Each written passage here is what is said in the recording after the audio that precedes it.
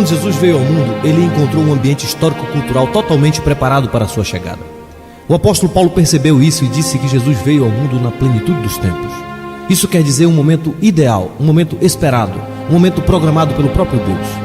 Deus preparou pelo menos 3 civilizações para a chegada do Messias: os gregos, os romanos e os judeus. Roma influenciou especialmente na questão política, os gregos na questão intelectual e os judeus na religiosidade. O primeiro século da era cristã é conhecido como período apostólico. Isso porque os apóstolos ainda estavam vivos e batalharam com toda a sua força pela verdade do Evangelho. Paulo e os outros apóstolos convocam a igreja para batalhar pela fé que foi entregue aos santos e a manter intacto o conteúdo do Evangelho. Obviamente, essa não era uma batalha fácil, uma vez que a igreja era extremamente perseguida e os césares odiavam a fé cristã. Nero, por exemplo, incendiou Roma e colocou a culpa nos cristãos. Em consequência disso, os cristãos foram perseguidos e mortos nas arenas. Por outro lado, as perseguições produziram uma igreja purificada, tanto na vida como na doutrina. Durante o período que se seguiu à era apostólica, a igreja esteve sob a espada da perseguição romana.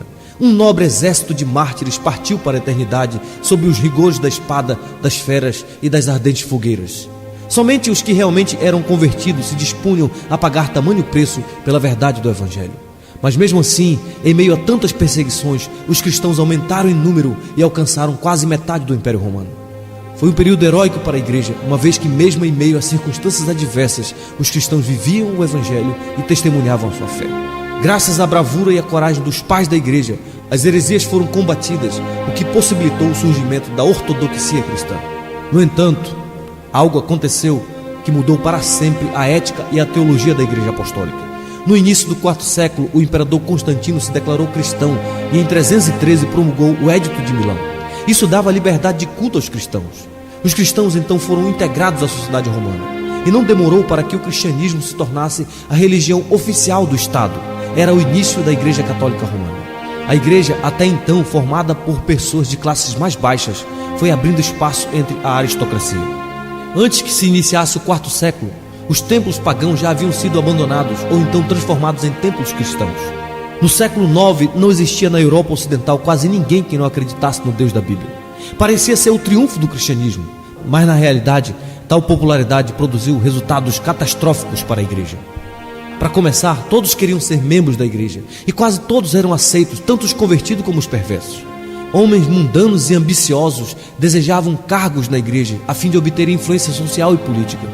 Por volta do final da Idade Média, o cristianismo estava completamente fora dos padrões que os apóstolos deixaram.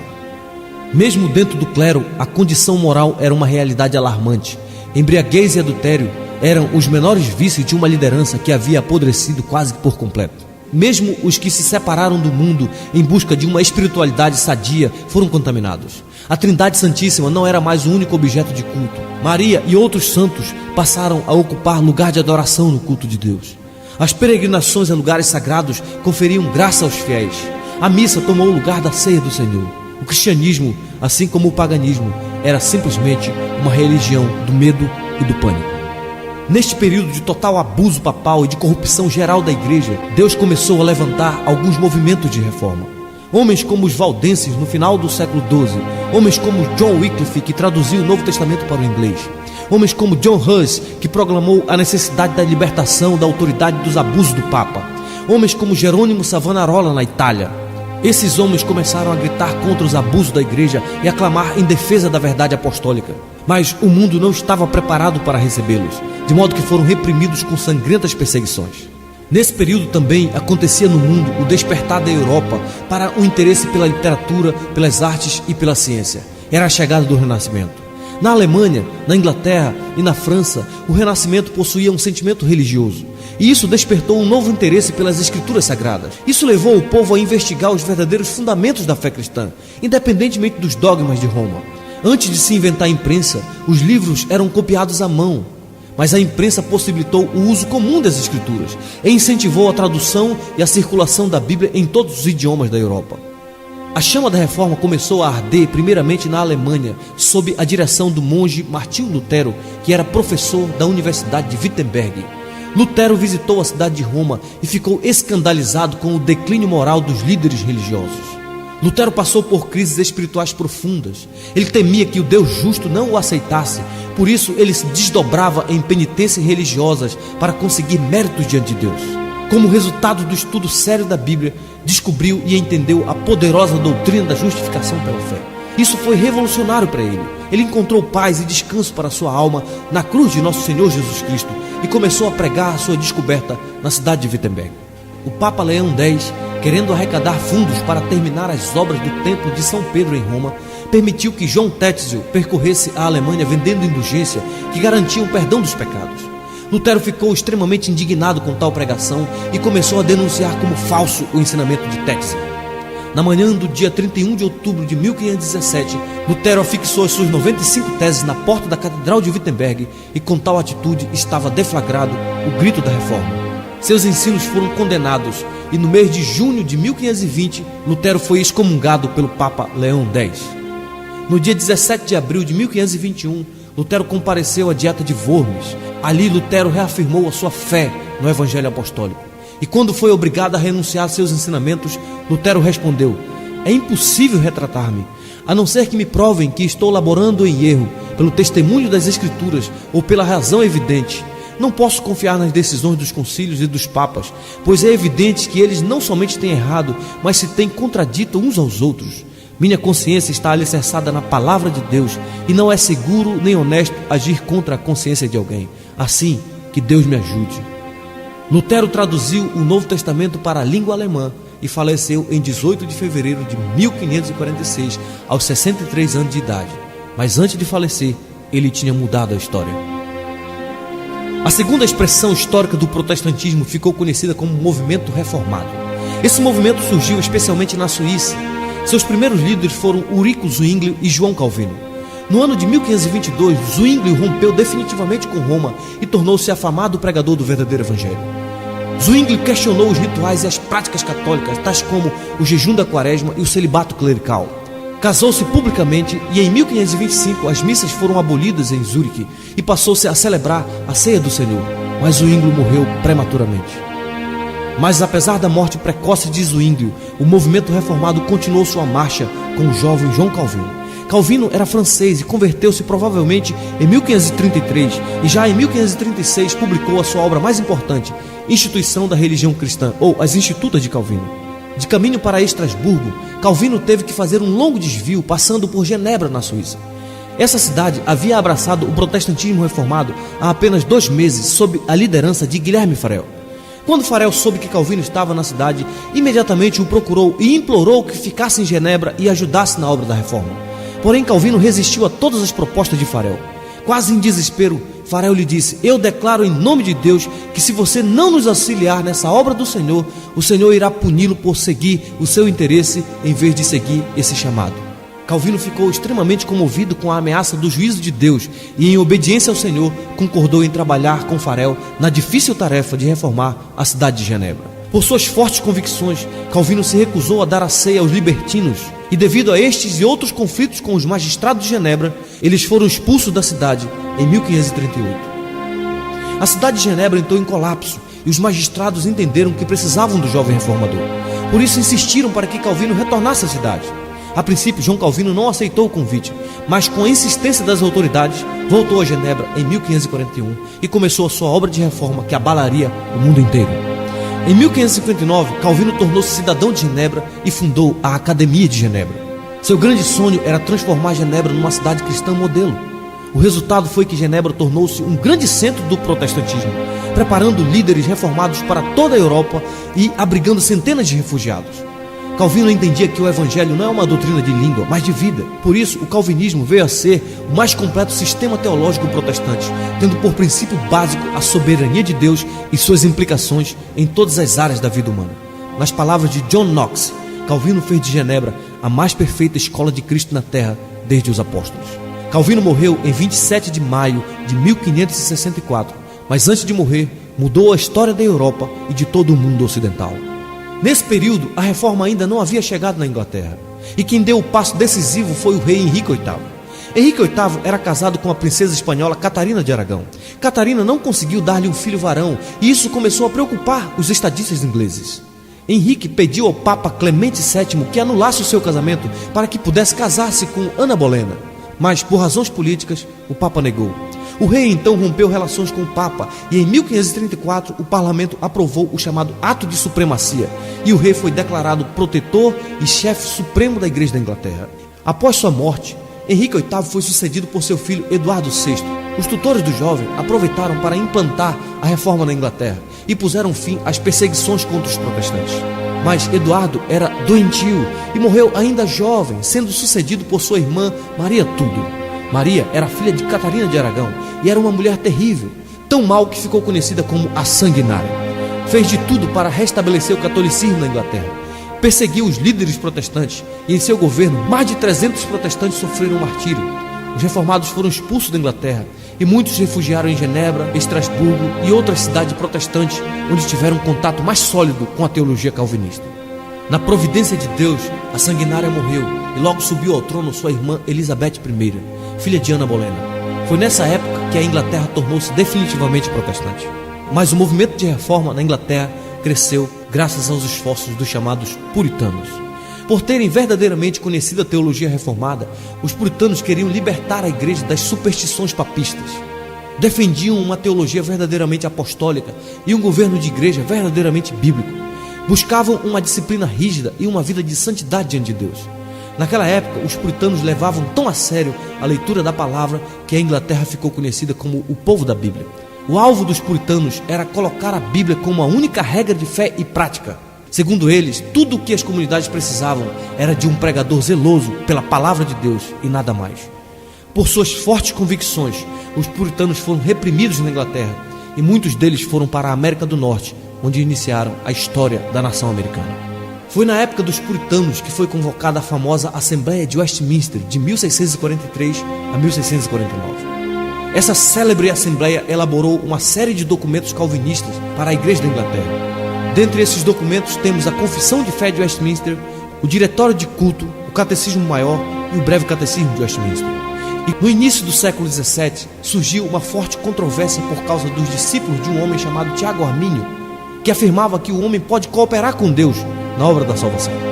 Para resolver essa controvérsia, convocou-se então o Sínodo de Dort na Holanda, que rejeitou as ideias de Armínio e afirmou os chamados 5 pontos do calvinismo, que são eles: total depravação, incondicional eleição, limitada expiação, graça irresistível e perseverança dos santos.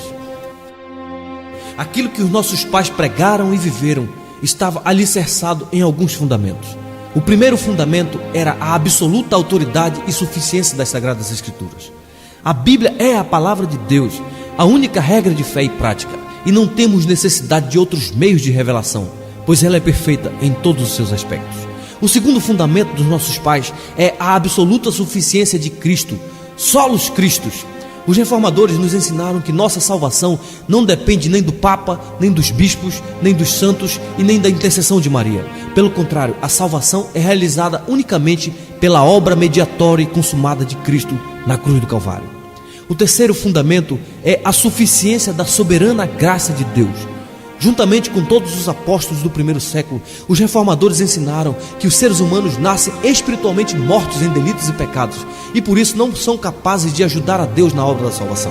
O quarto fundamento é a justificação unicamente pela fé na cruz de Cristo. Seguindo o rastro dos apóstolos, os reformadores sustentaram que a justificação é mediante a fé. Lutero dizia que este é o artigo pelo qual a igreja fica de pé ou cai.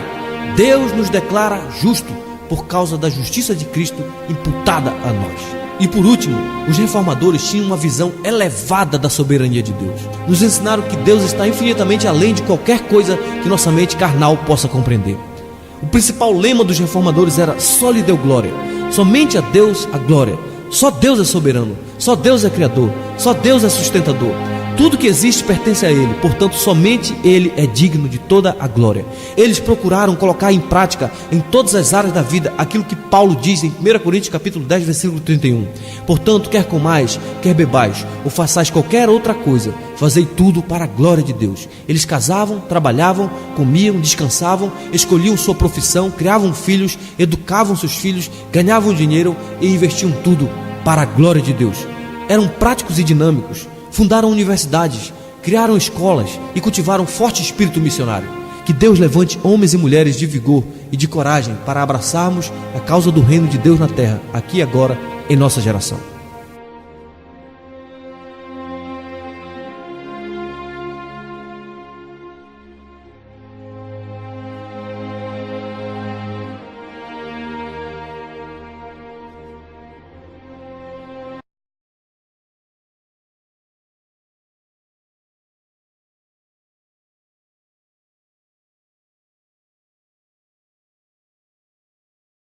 Amém?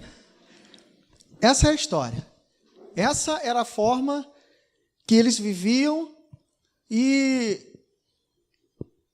esse é o jeito que nós estamos hoje. Não teria cabeça suficiente para poder fazer toda essa narrativa, mas só pela narrativa que foi feita, só pelo vídeo, você já pôde perceber que homens e mulheres sofreram tremendamente com suas convicções, com suas certezas, para que nós hoje pudéssemos ter a liberdade de estarmos sentados aqui nesse banco, podendo cultuar ao Deus e ter um instrumento, um livro na mão, para que nós pudéssemos conferir aquilo que é falado na igreja e aquilo que é ensinado. A reforma protestante, não foi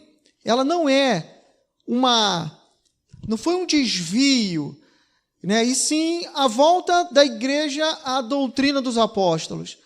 A igreja cristã, até o quarto século, ela não tinha um nome denominacional. Ela não era igreja cristã, ela não era a igreja protestante, ela não era a igreja cristã, ela não era a igreja católica, era a igreja de Cristo. De Cristo. Eles se reuniam e a preocupação era explicar e ensinar aquilo que as Escrituras diziam. Havia uma preocupação em procurar entender e cumprir ao pé da letra, fielmente, com compromisso, tudo aquilo que estava nas Escrituras Sagradas. Aí, no quarto século, o imperador Constantino, conforme nós vimos, ele resolve fazer com que a religião cristã vire a religião oficial do império. O imperador, chefe maior, ele vai para a igreja e a igreja agora ela deixa de ser um lugar onde as pessoas elas vão pela conversão e entram pela sua conveniência. Os ensinamentos dos apóstolos, eles, com o passar do tempo, eles começam a ser desvirtuados. Esses homens, eles tinham eles adquiriram muitos bens, muito prestígio, mas a sua vida moral era baixíssima. E quando Lutero ele estava estudando, ele sofria muito com isso, porque quando antes dele estudar, ele estava saindo de um bar, indo para a casa dele, porque o pai dele gostaria que ele fosse advogado, e estava saindo de um bar com um amigo, e ele encara uma tempestade muito grande, e um raio cai sobre o amigo dele, e ele fica tão desesperado, que ele se joga no chão, e faz aquele voto de desespero: se tu me salvares, eu entrego a minha vida ao Senhor. É claro, ele foi salvo, e aí ele vai ao mosteiro e ele entra na ordem agostiniana, porque ele se identificou com Agostinho, ele leu a vida de Agostinho, né? E se identificou porque ele era também um devasso, ele tinha uma vida horrível, e Deus salvou ele. E Lutero olha para a vida dele e vai para um convento tentar encontrar Deus. E lá nesse convento, não lhe é também permitido o uso das Escrituras. Ele tem o seu líder religioso, e o seu líder religioso fala para ele aquilo que tem que ser feito. E ele não consegue alcançar aquilo que o líder dele diz. E ele, então, ele procura solucionar o problema das suas crises com as suas próprias atitudes. Ele começa a se martirizar através de jejuns, ele chicoteia seu corpo, e ele se acha uma pessoa tremendamente desgraçada. Então, o seu líder fala com ele assim: olha, comece a ler as Escrituras e o envia a Roma. Quando o seu líder o envia a Roma, até para poder estudar, para poder ver outras coisas, Lutero ele vê que Roma é completamente devassa, completamente estranha àquilo que está ali. Ele ainda percebe que o Papa Leão X enviou um homem chamado John Tetzel para cobrar ou recolher indulgência. Ou seja, aquelas pessoas que tinham um pai, uma mãe, um filho que morreram, e eles não sabiam muito bem aonde para aquela pessoa ia. Então, o Papa autorizou este homem para que houvesse recurso em caixa para que ele pudesse construir a Catedral de São Pedro, a dar indulgência, ou seja, aquela cartinha, aquele documento que você comprava por algumas moedas de prata, de ouro ou por algumas notas, diria quanto tempo o teu familiar iria permanecer no purgatório ou sairia do purgatório. E ele fica desesperado com isso, e ele começa a ler as Escrituras até que ele se depara com um texto que peço que você abra, Romanos, capítulo 1, verso 17. Romanos, capítulo 1, verso 17, que diz assim: visto que a justiça de Deus se revela no evangelho de fé em fé, como está escrito, o justo viverá por fé. Nesse momento, através da leitura das Escrituras, não pela interpretação, não pela fala de um bispo, não pela fala de um cardeal, não pela fala do seu líder espiritual, ele lendo as Escrituras sagradas, tendo acesso a essa lei, o Espírito de Deus revela essa Escritura que é tão simples para cada um de nós. Cada um de nós já ouviu e já leu isso aqui algumas vezes, mas para ele teve um significado especial. E quando ele lê essa Escritura, ele que é também um professor, ele de posse desse conhecimento, ele começa a avaliar tudo aquilo que estava sendo ensinado pelos papas. Tudo aquilo que havia sido ensinado a ele até esse momento, e ele escreve 95 teses, ou seja, 95 pontos para que pudesse ser discutido. E ele vai até a porta do lugar aonde ele dá aula, a Catedral de Wittenberg, e crava na porta daquela catedral as suas 95 teses, para que o povo, para que os intelectuais, para que tanto o povo comum quanto o povo de elite pudessem olhar aquilo ali e discutir sobre o assunto, porque era normal, era comum.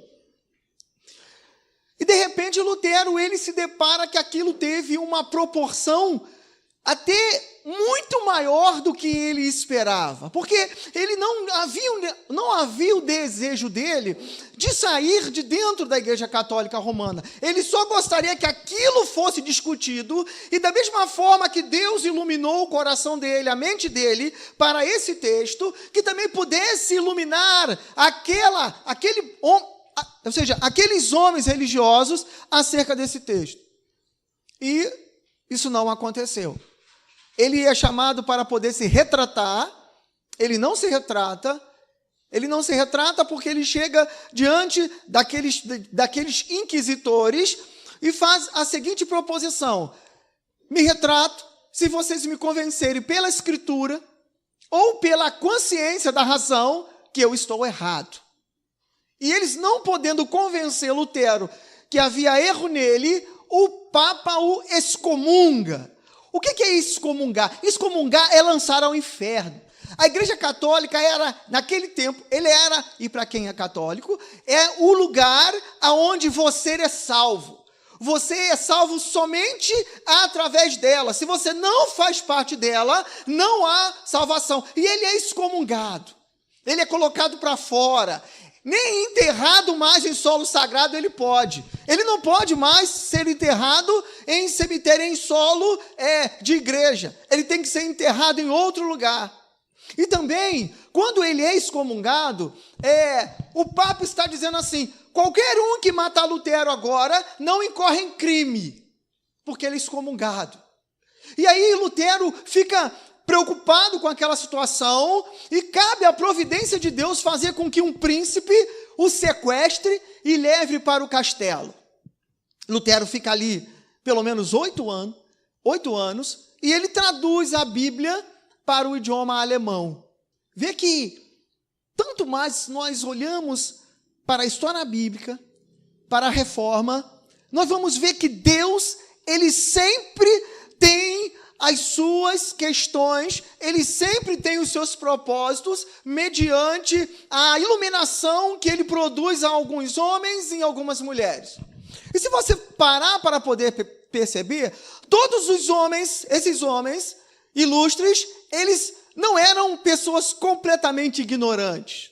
Todos tinham uma formação. Todos esses homens, tanto Lutero, quanto John Huss, quanto o John Wycliffe, como o Jerônimo de Savonarola, todos eles conheciam a teologia. Todos eles liam e estudavam as Escrituras. As Escrituras não eram simplesmente um instrumento que eles tinham para deixar aberto num salmo ou num texto bíblico qualquer. Eles pegavam as Escrituras e liam as Escrituras através de jejum e de oração.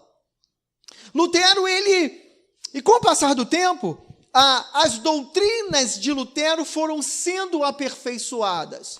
Os que vieram após ele começaram a estudar as suas solas, começaram a estudar o seu pensamento, começaram a estudar a Bíblia, e eles, para que a igreja saísse dessa corrupção, eles fizeram as 5 solas da religião cristã, ou os 5 somente da religião cristã. Somente através disso, e cada uma vai nortear, cada uma vai fixar, cada uma vai fundamentar aquele que é reformado. Os reformados acreditam nisso. E Lutero, quando ele propõe isso, quando aquele povo propõe isso, eles estão propondo isso justamente em contradição aos dogmas que é ensinado na Igreja Católica, que começou a dominar naquele tempo. E o primeiro dogma, ou seja, o primeiro somente é só lhe deu glória. Somente Deus a glória. A nenhum outro homem mais a glória. Ninguém mais poderia ser feito nenhuma atitude de reverência. A Igreja Romana ensinava e exigia uma devoção ao clero e aos santos que poderiam interferir diante de Deus para perdão e obtenção das bênçãos de Deus para o homem. O homem, com a corrupção da igreja, com esses homens que agora estavam entrando na igreja, não mais pela conversão, e sim pela conveniência, esses homens que viam na igreja um aspecto político, um aspecto para poder ter ascensão, para poder ter a glória do povo, esses homens, eles encontram um lugar dentro da Igreja Católica, onde eles podem fazer tudo aquilo. E Lutero, quando vê isso, e os descendentes de Lutero, eles têm que fazer e precisam fazer alguma coisa para que a simplicidade da igreja, ela retorne e para que a sua adoração seja verdadeira.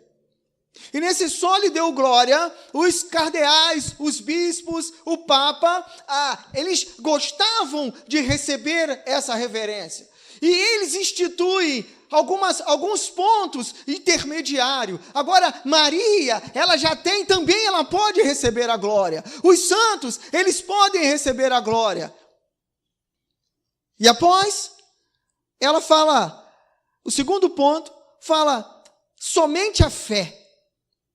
Primeiro, somente Deus a glória, somente Deus o domínio, somente Deus o poder, somente o reconhecimento que Deus é o Senhor e que não existe nenhum outro ser maior e superior a Ele, a quem você deva dar tua honra, a quem você deva devotar, a sua adoração. E agora, somente através da fé. Lutero ficou escandalizado quando aqueles homens estavam vendendo as indulgências e quando a prática, o desejo, a ganância por recurso financeiro era tão grande para a construção de uma igreja, aonde eles começam a inventar as chamadas relíquias, as peregrinações, que elas, através daquelas atitudes, elas podiam providenciar para você graça e trariam também no olhar, no tocar, uma redução da tua pena no purgatório.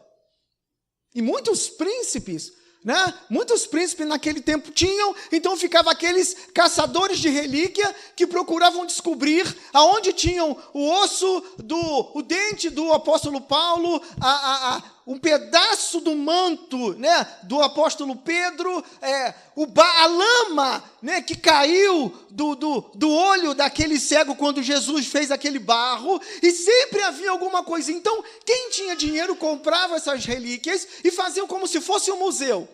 Tinha ali, então, a entrada 100, 200, 300, 500. Quanto maior o valor que você oferecia, mais distante ou mais perto da salvação você estava. O homem, ele só pode ser salvo mediante a fé. Lutero sabia que papa algum poderia dizer: você está salvo, você vai sair daqui e vai para ali, você está livre do purgatório. Uma das questões que Lutero tinha, ele falava assim: se o papa tem poder para livrar o homem do inferno, por que ele não livra de graça? Ele não é caridoso? Ele não é cristão? Ele não é bom? O cristianismo não é amor? Se ele tem poder para tirar o homem do inferno e do purgatório, que ele faça de graça, mas de graça não interessa fazer, não interessava fazer. E Lutero, ele vai colocar ali, ele diz assim: não acreditem mais isso, somente a fé, somente crer em Jesus Cristo, somente a fé em Deus, somente crer que a obra que ele fez é suficiente para a sua salvação. E no texto que nós lemos, né, foi o texto que Lutero utilizou: o justo viverá da fé. O justo viverá da fé. Após você ser justificado, acreditar no sacrifício de Jesus Cristo, não adianta as penitências, não adianta os jejuns, não adianta as peregrinações, não adianta ir, né, no dia 12 lá para a Aparecida, ir lá você fazer toda aquela romaria, não adianta ir lá para a Igreja da Penha, que iam para a Igreja da Penha e chegavam lá de joelho. O cristão não adianta isso. Para o cristão não adianta isso. Para o reformado não adianta. Para eles adianta. Porque eles estão naquela doutrina. Para eles isso é válido. Mas para os reformados isso não é válido. Porque somente a fé. Você tem que crer. Você tem que acreditar. Não adianta isso. Não adianta o teu jejum para tentar te livrar de um pecado.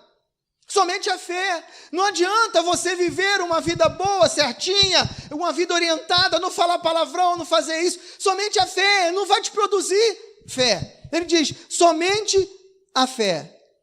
E o terceiro ponto é somente a graça de Deus. Só a graça de Deus. Nada que você faça, você não é merecedor de fazer parte da família de Deus. Nós somos pecadores, sujos, imundos. O Senhor olhou para cada um de nós e Ele nos amou. Independente se você é branco, negro, se você tem cabelo, se você não tem. O Senhor te ama, o Senhor nos amou. E aprove a Deus por sua graça, escolhendo quem Ele quer salvar. Escolhendo. Porque nem todos herdarão a salvação. Escolhendo, Ele te chamou para poder. Sua graça te alcançou. A graça de Deus, porque nós éramos mendigos esperando uma esmola na rua. Nós éramos mortos e não tínhamos condições de aceitar essa graça de Deus na nossa vida, se Ele não tivesse estendido a mão para cada um de nós e ter nos levantado da posição que nós estávamos e ter nos alimentado, ter nos dado vida, ter nos lavado e ter nos remido no sangue dEle. Não somos nada. Nós não merecemos nada. Até aquela nossa fala: Senhor, por que isso está acontecendo comigo? Você não merece falar nem isso. O que nós merecíamos é ir para o lugar que estava preparado para o diabo e os seus anjos. Porque Deus, quando Ele ordena o primeiro homem e a mulher, lá no Éden, e diz: não comam da árvore do conhecimento do bem e do mal.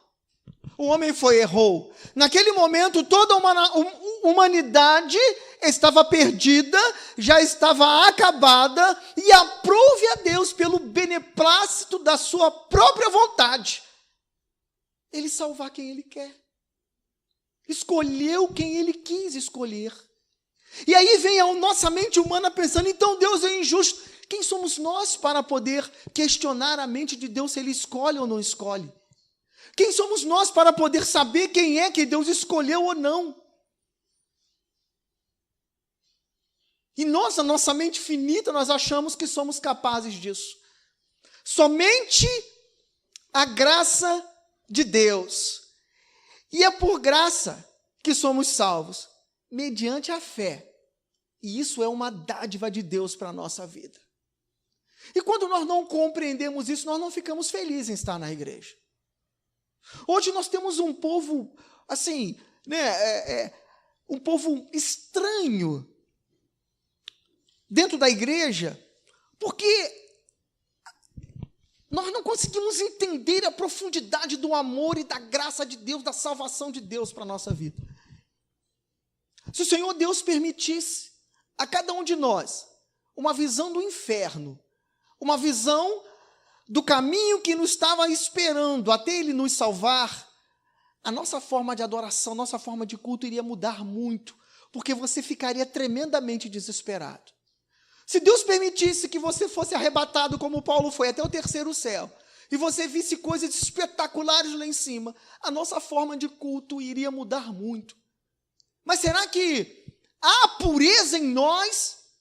Há mérito em cada um de nós para que Deus, Ele nos faça isso quando Ele já nos deu a sua sagrada escritura para que nós possamos ver?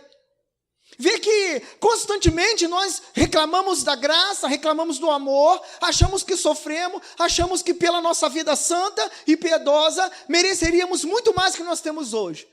Por que eu? Por que não fulano? Por que eu não tenho isso e fulano tem? Por que eu nasci assim? Por que meu cabelo é assado? Por que eu não consigo isso? São tantos porquês de uma geração ingrata, de um povo ingrato, que não conhece, que não consegue reconhecer a salvação de Deus por intermédio de Jesus Cristo.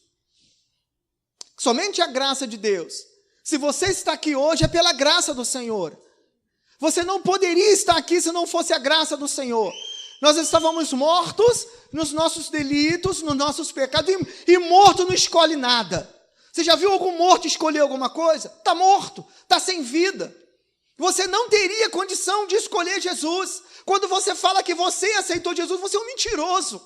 O Senhor te escolheu, o Senhor te chamou com mão forte, porque se você tivesse que vir até aqui, você não conseguiria, porque as garras do mundo é muito mais forte. Tanto é que mesmo você estando aqui, de vez em quando você faz algumas coisas e você se decepciona. Porque você pensa que é lavado, é remido, está limpo, e daqui a pouco quando você é colocado em pressão, você descobre alguma coisa dentro de você que você não sabia que estava ali dentro. Não sabia. E ele diz, somente a graça de Deus. Nada, absolutamente nada. Não tem uma reza, não tem confissão auricular, não tem padre, não tem absolvição, não tem credo, não tem nada. Somente a graça de Deus. A graça, o favor imerecido. Deus olhou para você, Deus olhou para mim e resolveu nos amar. Deus olhou para mim, olhou para você e resolveu enviar o Filho dele para que nós tivéssemos vida, para que nós não fôssemos para o lugar de Satanás, para o lugar que arde em fogo e enxofre, que com a teologia liberal a galera nem está acreditando mais. Somente a graça de Deus. E a quarta é solos Cristo, somente Cristo. Os papas disseram o seguinte, olha, Cristo, Ele é também o Senhor, mas tem também fulana, Maria, tem também esse santo aqui que pode interceder. E se você pegar o jornalzinho, todo dia é dia de um santo. Todo dia é dia de alguma coisa. Somente Cristo. Cristo é o suficiente você olhar para Ele e reconhecer o sofrimento dele, a grandeza dele, a salvação dele, é o suficiente para que você possa ter a salvação dos seus pecados. Ele é o executor da nossa aliança. Ele foi o enviado de Deus para que todo aquele que olhasse para ele, cresce nele, fosse salvo. E a salvação é uma salvação da perdição eterna. E parece que nós não temos noção do que seria isso. Nós não temos noção, porque hoje a igreja se prega muito em ter as coisas. Não se fala mais do inferno que é real. Não se fala mais sobre pecado. Não se fala mais as grandezas do reino de Deus, porque isso não interessa. Interessa como eu posso conquistar a minha casa. Quais são os métodos, os meios que eu posso conseguir o meu objetivo sem esse sacrifício? Somente através de Deus, solos Cristo. Somente Cristo pode te dar a vida eterna. E essa vida que Ele veio te propor é uma vida de salvação. Se você vai ter bens materiais nesse mundo, não importa. O que Ele veio te dar é a salvação. Não há salvação em nenhum outro, porque abaixo do céu, nenhum outro nome, dentre os homens, pelo qual importa que nós sejamos salvos. Não há. Não há. Eu estou só fazendo um resumo do que o nosso vídeo falou. Não há salvação. Não há. Somente a Escritura. Somente a Bíblia. Somente a Bíblia. Lutero, ele olha, ele vê que um papa entra, faz uma bula. Outro papa vem e desfaz aquela bula. E ele fica assim, mas o Papa não é infalível? Se ele é infalível, um não pode contradizer ele. E ele começa a ver um monte de desmando através das Escrituras Sagradas. E que a tradição batia com as Escrituras ou falava mais alto. Aquilo que os papas e os cardeais diziam ultrapassava o poder das Escrituras. E ele dá o grito, ele fala, não! Os reformadores dizem, não! Só as Escrituras, o que o bispo, o que o pastor, o que o apóstolo, o que o missionário e o que o diácono fala, não é nada baseado com as Escrituras. Para valer alguma coisa tem que estar nas Escrituras. Nenhuma lei, nenhuma bula, nenhum catecismo, nenhum estatuto bate de igualdade com a Escritura. A Escritura é superior. Só a Escritura. Toda palavra de profecia, toda visão, tudo o que acontece tem que ser fundamentado e atestado nas Escrituras Sagradas, na Bíblia. Mas para isso nós precisamos ler. Para isso nós precisamos compreender. E de novo falando, aqueles homens, eles eram teólogos, eles estudavam a Bíblia, eles liam a Bíblia, eram homens cultos, eram homens inteligentes, eram homens que descobriram, através das Escrituras, o que Deus diretamente queria falar com eles. E o que acontece conosco?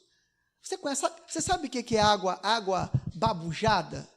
Né? Sabe o que é água babujada? Minha mãe fala muito isso. É aquela água, né, que a pessoa ela bebe, né? Aquele refrigerante, já viu? Aquela água mineral que a pessoa bebe no bico, aí ela não consegue tudo, aí volta para cá de novo na garrafinha, aí o outro bebe, água com saliva, é aquilo ali.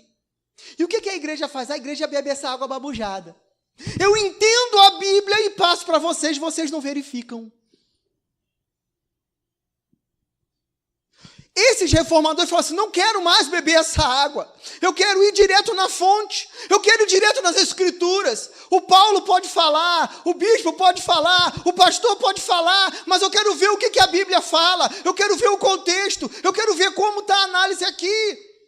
Porque aqueles que bebem água babujada, eles são semelhante piolho, eles andam segundo na cabeça dos outros. Enquanto os pastores aqueles homens estavam ouvindo a disciplina da igreja, sem ter o conhecimento das Escrituras Sagradas, estava tudo muito bem. Mas na hora que a Escritura Sagrada chega na mão deles, e eles começam a verificar as verdades, o conteúdo, Deus, e com sinceridade, através de oração, jejum, leitura bíblica, Deus começa a dar o clareamento, Deus ele ilumina a mente desses homens. E esses homens têm entendimentos, coisas que eles já leram há algum tempo, e agora Deus dá iluminação, porque eles procuram aquilo ali. E eu tenho certeza, se a igreja se voltar para as Escrituras Sagradas com amor, com carinho, com devoção, não acreditando somente nas palavras que são ditas, mas conferindo as coisas espirituais com coisas espirituais, o nosso povo vai crescer. As pessoas elas vão deixar de falar que ela abandonou o evangelho por conta de um e por conta de outro. Só na Escritura. Não existe nada. Não existe ninguém. E como a igreja brasileira ela se posiciona mediante isso?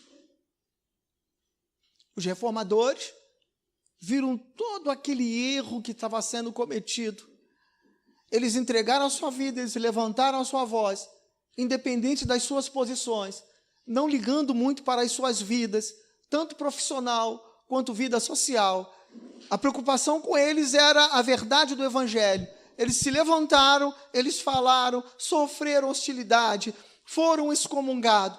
Jerônimo Savonarola morreu Latimer, morreu também, e tantos outros que enfrentaram foram para as arenas, como nós vimos nos vídeos, por conta do evangelho. E a igreja cristã? Surge no norte da Itália um movimento chamado Renascença. As artes, a política, a ciência, tudo estava a comando da igreja. Tudo estava a comando dela. Esse movimento trouxe um olhar especial para as escrituras sagradas e eles começaram a estudar a Bíblia, começaram a estudar a Bíblia, e esse movimento começou a estudar a Bíblia e resolveram se divorciar. Agora as artes não necessitam mais de ficar atrelado à igreja, e nós chegamos a um outro ponto disso. A teologia liberal ela entra na igreja junto com o secularismo. Até então, a doutrina dos apóstolos, a Bíblia, ela era interpretada de forma gramatical e histórica. A teologia liberal ela entra e diz que não, é de forma crítica e histórica. O secularismo entra, não tem compromisso nenhum com a igreja. O secularismo ele diz assim, eu posso fazer o que eu quero fazer, a religião não importa. O que importa é a minha satisfação. O que importa é eu ser feliz. O sincretismo religioso, o misticismo, ele entrou na igreja. Não basta agora só pregar Jesus, não. É Jesus mais um copo de água, é Jesus mais uma toalha. A igreja está cheia de mandinga. Os crentes estão cheios de mandinga. É sal grosso, é vestir de branco, é folha de arruda, é flor, é pedacinho de pão que põe na lata de mantimento para que ele seja multiplicado. E o povo, a igreja vai se tornando, os cultos de oração estão na CTI. Os cultos de oração estão vazios, o povo não tem vontade de orar, porque há um mundanismo grande, gigantesco dentro do ser humano, dentro do cristão, por conta do secularismo. Aquilo então que a Bíblia falava tanto quanto o casamento, se você parar e olhar, acontecem divórcios dentro da igreja cristã na mesma proporção do que fora da igreja cristã.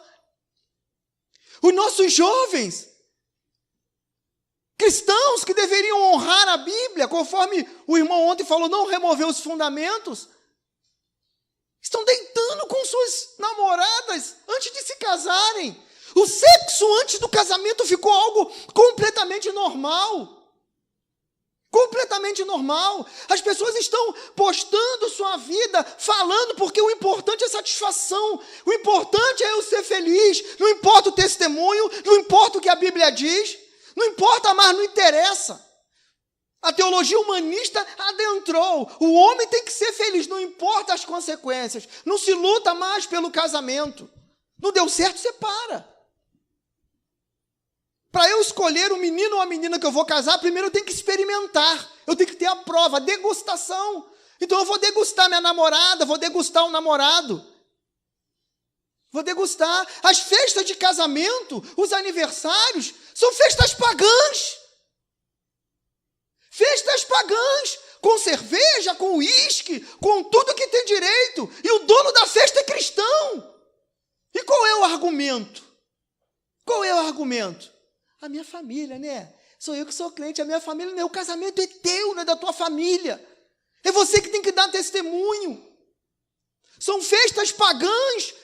E depois todo mundo sabe que ele é cristão. O evangelho é envergonhado. A igreja agora, ela escancarou a porta. Ela ficou um lugar de portas largas. O compromisso sumiu. O culto de domingo não é importante, porque eu o troco por uma festinha. Qualquer que seja. Se tiver um aniversário infantil domingo, eu vou, porque domingo não é importante. Não é importante. Não há esperança para a igreja. Se nós não voltarmos para a Escritura, não há esperança. Nosso comportamento está feio. Nosso comportamento está ruim. Esses homens lutaram tanto para que nós voltássemos à devoção da palavra, para que nós procurássemos a ortodoxia, para que nós procurássemos a santidade nas Escrituras. Nós vemos lá os puritanos, como é que eles faziam. Eles reuniam a família, procuravam viver, eles trabalhavam, prosperavam, sustentavam suas famílias, formavam seus filhos, evangelizavam e vestiam na igreja. Os puritanos faziam isso. E hoje, o que é que nós fazemos? Viajamos, construímos isso, construímos aquilo, e viajamos, construímos isso, construímos aquilo, viajamos, construímos isso, construímos aquilo, e não investimos nada em missões, nada em igreja, nos damos o nosso tempo para nada, e nós temos uma geração doente, uma geração pecadora, uma geração que precisa de tratamento psicológico, psiquiátrico, porque o povo está depressivo, está doente, problemas de pressões imensos, e esfriamento espiritual e falta de amor. Nós precisamos da ortodoxia, nós precisamos da liturgia da igreja, mas também nós precisamos de piedade. Nós precisamos da doutrina certa, mas também nós precisamos de vida correta. Nós precisamos de luz na nossa mente, mas também precisamos de fogo no nosso coração. Como vai ficar a nossa igreja? Como ficará a nossa igreja se nós não voltarmos para a Escritura? Alguns estão dizendo que vai haver, né? Espero que haja, espero que nós estejamos nisso, vai haver um avivamento. E Deus vai avivar essa nação de novo. Porque na Europa está tudo esquisito. Na Europa os templos tradicionais estão vazios, os cultos de domingo estão esvaziados. Esvaziados. O secularismo reinou. As universidades agora ensinam teologia. Não teologia que se ensina em seminário, mas teologia. Uma outra teologia, teologia liberal. Uma teologia que não tem nada a ver com a igreja. É a teologia com vínculo empregatício. Uma teologia que quem vai lá aprender, porque visa dinheiro, visa alguém. Não a teologia da vocação. Os seminários ensinam agora a teologia. Muitos nos seminários querem ser pastor. E você talvez na igreja não saiba o que você vai fazer. Você vem, você senta no banco da igreja, você vai para casa e a nossa vida continua a mesma. Não há mudança de absolutamente nada. O pecado que você fazia no mundo, você continua fazendo na igreja. A morte de Cristo não foi absolutamente nada para esses.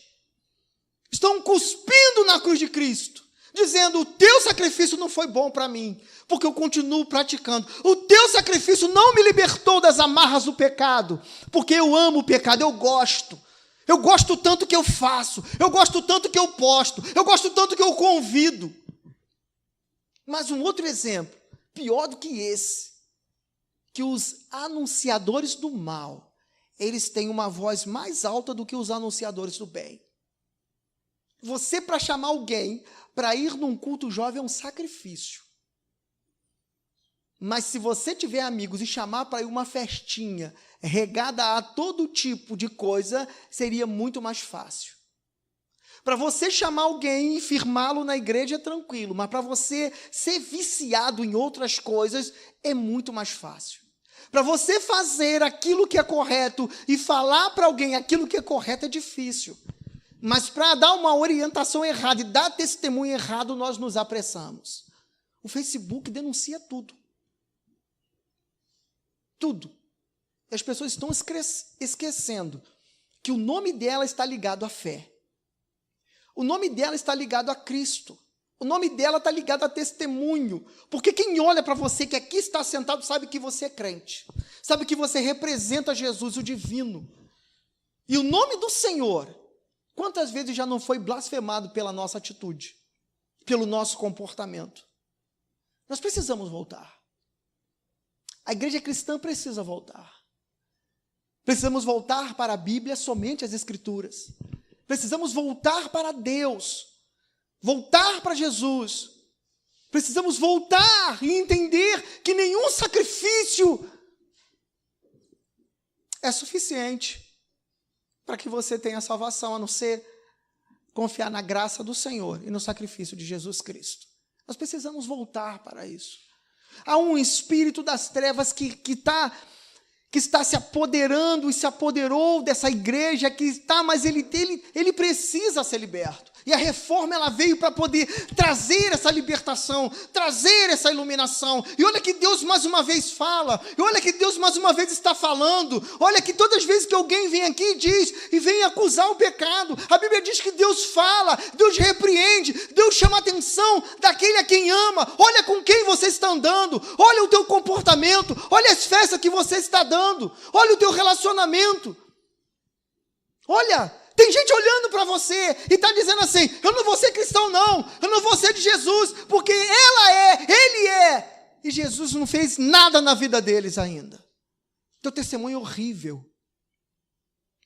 E Martim Lutero, ele se revolta contra esse testemunho. Ele revoltou-se contra essa pecaminosidade que ele viu, e por isso ele resolveu fixar aquelas 95 teses, lá na igreja, lá na porta daquela igreja, para que as pessoas pudessem conversar, para que elas pudessem refletir. Não podemos deixar, não. Nós temos que ter a nossa mente iluminada. Precisamos ler, precisamos estudar a Bíblia. Precisamos pedir ao Senhor que Ele ilumine a nossa mente, incendeie nosso coração. Precisamos viver milagres, pedir a Deus que Ele reviva o milagre, pedir para que Ele te dê uma nova visão de vida, um novo conceito de vida. Você tem que procurar ler as Escrituras, praticar aquilo que está escrito nessa Bíblia Sagrada, nessas Escrituras Sagradas. Por isso é que aqueles homens morreram, por isso que aquelas mulheres foram martirizadas, por isso que eles foram para a arena, para viver o Evangelho. E quanto mais perseguição há, mais é do propósito de Deus para o Evangelho. Hoje no Brasil a igreja é tranquila. A igreja ela ainda não é perseguida. Ainda não é. Mas a igreja ela cresce quando ela é perseguida. Porque o povo cristão, ele precisa ser amassado, ele não entende a linguagem do amor, ele não entende a linguagem da boa vontade, ele entende a linguagem da perseguição. Tem que acontecer, nós temos que sair da zona de conforto, e somente com perseguição, somente com doença, somente com enfermidade, somente com problemas, somente com lutas, somente com leis que vão afetar a nossa liberdade de expressão, que nós vamos nos posicionar nesses tempos de crise, ou tempo de política. Eu falo até para minha esposa, eu gostaria de ver as pessoas defendendo Jesus igual defendem política. Homens e mulheres que eu admirava, defendem homens, projetos de homens, com uma veemência, com uma convicção tão grande, que eu acho que nunca defenderam o Evangelho de Cristo com essa convicção.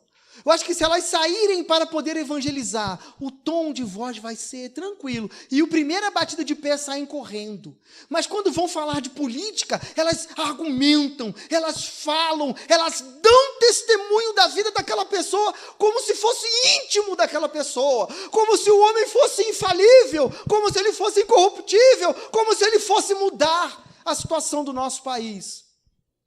Temos que pedir a Deus para que o Espírito Santo nos use e transforme a nossa vida, para que nós sejamos não dignos, mas para que nós possamos reconhecer o que Ele tem feito por cada um de nós. Que o nosso louvor seja pleno nos pulmões, que a nossa adoração seja adoração verdadeira, e que nós venhamos a reconhecer que mesmo que você não esteja na igreja, que você esteja num lugar, que ninguém te conheça, você representa a divindade, você representa a Deus. O demônio te conhece, o demônio te aponta, o demônio aponta você diante de Deus, e na hora ele vai fazer com que alguém olhe para a sua vida e veja assim, ela fez, ela se corrompeu. Naquele exato momento que você olha para trás, que você dá uma piscada, que você faz alguma coisa, sempre vai ter alguém para te acusar, sempre vai ter alguém para te ver. Vamos voltar à simplicidade da palavra de Deus. Vamos voltar à comunhão na doutrina dos apóstolos. Em nome de Jesus. Amém. Feche seus olhos. Senhor Deus, louvado é teu nome, Senhor. Coloca essa igreja, Pai, diante de ti, a nossa vida também diante de ti. Senhor, aqui nesse lugar, Pai, o nosso pastor ele tem falado, Deus, sobre a nossa responsabilidade. E eu sei, Deus, que tu tem tocado no coração dele para propor, ó Deus, essa palestra sobre a reforma protestante, para que nós pudéssemos ver, Deus, o preço que pagaram esses homens em prol do amor da tua palavra. Por isso, Pai, nós pedimos que o Senhor nos levante, Deus. Pedimos que o Senhor levante essa igreja, pedimos que o Senhor cure essa igreja, pedimos que o Senhor nos dê ânimo para continuar a caminhada confiando em Ti. Em nome de Jesus. Amém.